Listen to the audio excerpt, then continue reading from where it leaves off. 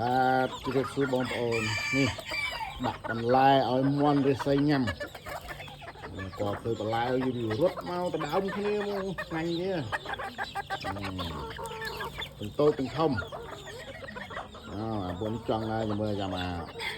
នៅធំចេញទៅហ្នឹងវាស៊ីដដើមតូចតូចដាក់ចុះដីហើយព្រោះថ្ងៃនេះមេឃស្រឡះល្អមិនព្រៃព្រមមិនទៅដាក់ទៅដីដែរតែវាបានមួយខែជាងហើយដាក់ទៅវាមេឃស្រឡះល្អណាហើយលេងកំសាន្តសบายវាតែមានបន្តទៀតមានអា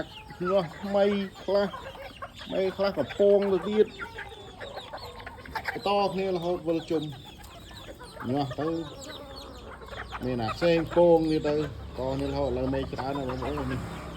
ចិញ្ចឹមដំបងទៅ3ក្បាលឥឡូវកើននឹងច្រើន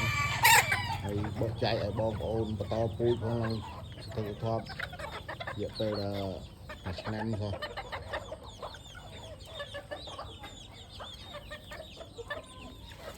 បាទអរគុណបងប្អូនហ្នឹងហើយនិយាយពីមន់តែប៉ុណ្្នឹងហើយចូលចិត្តស្រឡាញ់